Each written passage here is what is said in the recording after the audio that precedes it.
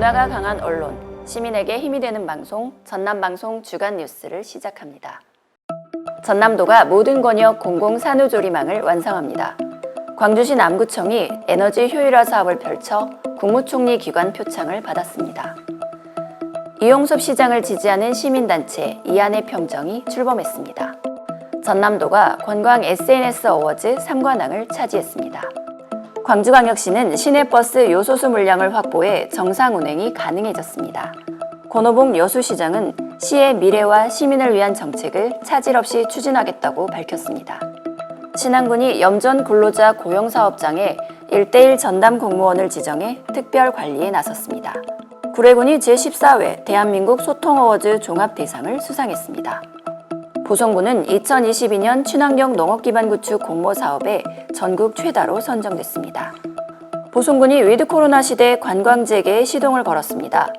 광주광역시는 2021 빛거울 드론 페스티벌을 개최했습니다. 장성군에서 시행하고 있는 옐로우시티 청정전남 으뜸마을 만들기 1년차 사업이 성공적으로 마무리됐습니다. 조규춘 작가의 환경 캠페인 문자가구 초대전이 담양에서 열리고 있습니다. 첫 소식입니다. 전남 지역 모든 지역에서 30분 이내에 공공산후조리원을 이용할 수 있게 됩니다. 전라남도는 내년 3월 순천에 공공산후조리원 5호점을 개원하면 도내 모든 권역에 공공산후조리원이 설치된다고 밝혔습니다. 전라남도는 농어촌 지역 특성상 조리원 부족으로 산모가 체계적 산후조리에 어려움을 겪음에 따라 지난 2015년 해남에 공공산후조리원 1호점을 설치한 이후 현재 권역별로 4곳에서 운영하고 있습니다. 전남 공공산후조리원은 저렴한 가격과 양질의 서비스로 이용률이 꾸준히 늘면서 행정안전부서 주관 저출산 대응 우수사례 경진대회에서 우수사례로 선정되기도 했습니다. 광주시 남구가 산업통상자원부 주관 2021 한국에너지대상에서 공공기관 1위를 차지해 국무총리 표창을 수상했습니다. 남구는 2030 그린에너지 자립도시 조성 사업을 추진하는 과정에서 취약계층과 공공시설 등을 대상으로 전국 최고 수준의 에너지 효율화 사업을 펼친 점이 좋은 평가를 받았습니다. 한국에너지대상은 에너지 산업 발전과 효율 향상에 기여한 공공기관과 유공자에게 수여하는 에너지 분야 최고 권위의 정부 포상입니다. 내년 지방선거를 앞두고 이용섭 광주시장을 지지하는 시민단체가 출범했습니다. 포럼 형태의 이안의 평정은 지난 15일 창립대회를 갖고 광주 시민에게 이 시장의 행정과 성과를 알리는 데 앞장서기도 했습니다. 박홍 상임대표는 인사말에서 화직지세의 기세로 이안의 평정이 역동적인 출범을 한다며 대오를 갖춰 일사불란하게 움직이자고 강조했습니다. 김진열 사무총장은 포럼 이안의 평정은 더 좋은 포용의 정치를 연구하고 실천하기 위해 출범하게 됐다고 창립 취지를 설명했습니다. 전라남도가 대한민국 소통 어워즈에서 2관왕을 차지한 데 이어 올해의 SNS 어워즈 관광 부문에서도 대상을 수상했습니다. 전라남도는 한국인터넷소통협회가 주관하는 제14회 대한민국 소통 어워즈에서 전남 관광지를 소개하는 콘텐츠로 꾸민 전남관광 국내 SNS가 인터넷 소통 부문과 디지털 콘텐츠 부문상을 차지했다고 밝혔습니다. 또 한국소셜콘텐츠진흥협회가 주관하는 제7회 올해의 SNS 어워즈에선 해외 SNS 채널 웨이보 전남관광 채널이 SNS 관광 부문 올해의 웨이보 대상을 수상했습니다. 웨이보는 5억 명 이상의 사용자를 보유한 중화권 최대 SNS 플랫폼으로 웨이보 전남관광 계정은 계절별, 테마별 이색 관광지를 소개하고 있습니다. 광주 지역의 시내버스와 마을버스가 연말까지 필요한 요소수 물량을 확보해 운행에 차질이 없을 것으로 보입니다. 광주시는 버스 업체별로 연간 공급 계약에 따라 연말까지 필요한 요소수 물량을 확보한 상태이며 지난 12일 행정안전부에서 요소수 2,250리터를 긴급 지원받아 시내버스에 1,000리터, 마을버스에 80리터를 긴급 배분했다고 밝혔습니다. 광주시는 요소수 부족 사태가 장기간 계속될 경우에 대비해 시내버스 운행에 차질이 생기지 않도록 정부 지침을 참고로 대책을 마련하고 있다고 덧붙였습니다. 권오봉 여수시장은 지난 16일 여수시의회 정례회 시정연설에서 내년 시정운영 방향을 지시했습니다.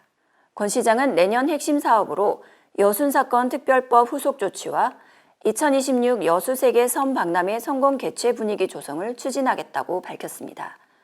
또 경도 해양관광단지 개발로 시민들의 일자리를 창출하고 여수만의 차별화된 관광 콘텐츠를 만들겠다고 강조했습니다. 신안군이 최근 노예염전 논란이 다시 불거짐에 따라 근로자 고용 염전에 대한 관리 감독을 강화했습니다.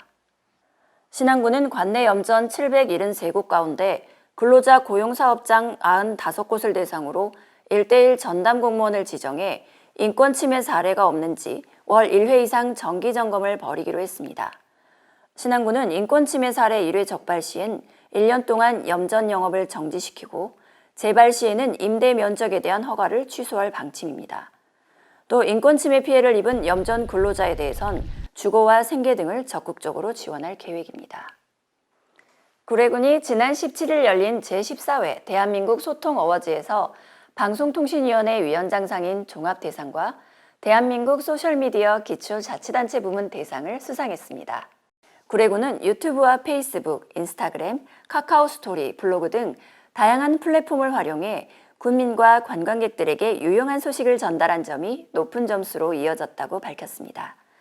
대한민국 소통 어워즈는 인터넷 소통 지수와 소셜 소통 지수, 콘텐츠 경쟁력 지수 등을 종합적으로 평가해 수상기관을 선정하는데 기초자치단체의 종합 대상을 수여한 것은 이번 구례군이 처음입니다. 보성군이 농림축산식품부 주관 2022년 친환경 농업기반 구축 공모사업에서 3곳이 선정돼 전국 최다를 기록했습니다. 이번에 선정된 곳은 보성읍 보림제다와 벌교읍 우리원, 복내면 북부농업협동조합으로 내년에 사업비 40억 원이 투입돼 친환경 농산물 생산과 가공, 유통시설이 확충될 예정입니다. 이번 공모사업에는 전국에서 32곳이 신청해 최종 20곳이 선정되었으며 보성군은 신청한 3곳 모두가 지원 대상으로 뽑혔습니다.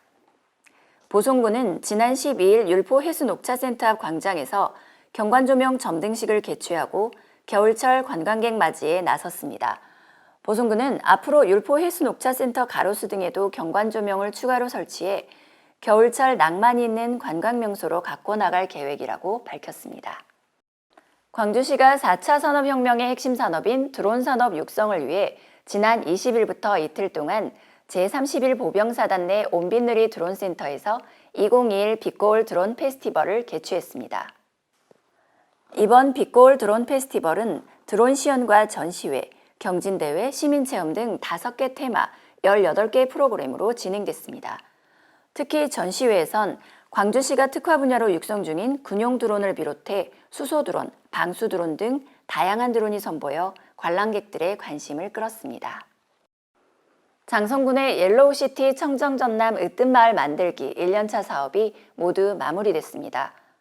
장성군은 이 기간에 46개 마을의 작은 정원과 마을 이야기를 담은 벽화를 조성하고 해바라기 모양 태양광 가로 등을 설치했습니다.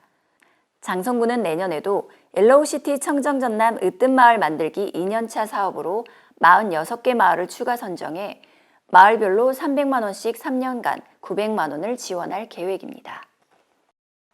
다음은 문화가 소식입니다. 문자 조형가구로 큰 반향을 일으켰던 조규춘 작가의 환경 캠페인 문자가구 초대전이 담양 공예미술관 보임센에서 열리고 있습니다. 조 작가는 한문권역 최초로 문자 조형가구를 디자인하고 죽새합판 가공장식이라는 독보적인 기법을 완성해 주목을 받았는데요. 이번 초대전에선 어떤 파격을 선보였는지 이미루 기자가 다녀왔습니다. 조선대학교 미술대학 디자인학부 교수 정년 퇴임 후 그동안 제작했던 작품들을 모아 전국 순회 전시 중인 조규춘 작가의 전시회가 대나무의 고향 담양에서 열리고 있습니다. 이번 전시회는 길상문자와 환경 캠페인 문자가구로 구성되었는데요. 조 작가의 문자가구는 어떠한 한문권역 국가에서도 시도되지 않았던 최초의 언어적 가구 디자인입니다. 우리나라의 전통 문양 중에 문자가 많이 나오죠. 그러니까 벽에모에나 가구에도 자개 같은 장식장에 길상문자, 상서로운 어떤 좋은 길흉을 얘기하죠. 그래서 그런 의미의 좋은 길한 문자를 우리가 부작으로 많이 쓰고 있어요. 그래서 이것도 가구도 하나의 부작이다.